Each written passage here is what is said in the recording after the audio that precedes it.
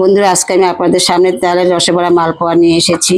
এই দেখুন, একটা তাল, বড় তাল নিয়েছি। তালটা দেখুন কত সুন্দর কালো কুচকুচে করছে। এই কালো তালগুলো খুব মিষ্টি হয়। বোটা ছাড়িয়ে নিয়ে এবার তালের আঁশগুলো ভালো করে একে একে ছাড়িয়ে নিতে হবে। ভালো করে ছাড়িয়ে নিচ্ছি। এবার তালের আঁশগুলো ছাড়ানো হয়ে গেছে। তালটা কত সুন্দর, কালারটা দেখুন কত সুন্দর। তিনটে আটি, বড় বড় তিনটে আটি হয়েছে। তিনটে আটি আলাদা করে একটা পাত্রে নিয়ে নিচ্ছি। এবার জল দিয়ে দিয়েছি। এবার জল দিয়ে ভালো করে ধুয়ে অন্য আরেকটি পাত্রে তুলে নিচ্ছি। পাত্রে তুলে এবার তালের আঁশগুলো কাঁচি দিয়ে ভালো করে ছাড়িয়ে নিতে হবে। এবার এই পদ্ধতিতে আপনারা তালের কাজ নিয়ে দেখবেন খুব সহজেই হয়ে যায়। এবার এইভাবে পরপর তালের কাঁধগুলো নিয়ে এবার চটকিয়ে নিয়ে আটিগুলো আলাদা করে রেখে দিচ্ছি। এবার একটা নেটের মধ্যে নিয়ে এইভাবে ভালো করে জল দিয়ে চটকিয়ে কাঁধগুলো বের করে দিতে হবে। দেখুন সহজে তালের কাঁধগুলো বেরিয়ে যাচ্ছে। তালের কাঁধ আরেকটা অন্য একটা পাত্রে নিয়ে নিয়েছি।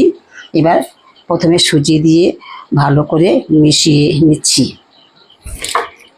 তালের সুজি দিয়ে মিশিয়ে নেওয়া হয়ে গেলে মজা দিয়ে দিচ্ছি।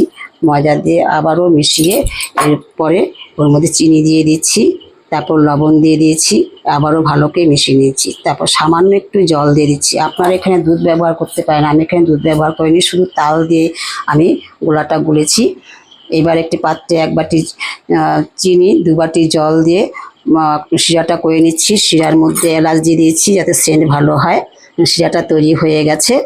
এবার আমি নামিয়ে নিচ্ছি। এবার আরেকটি কড়াইতে তেল দিয়ে, তেল গরম হয়ে গেলে একটি ছোট একটা প্লেটে এক মাপের মালপোয়া হওয়ার জন্য এবার তালের গোলা দিয়ে মালপোয়া তৈরি করে নিচ্ছি। এইভাবে একে একে আমি তালের মালপোয়াগুলো তৈরি করে নিচ্ছি।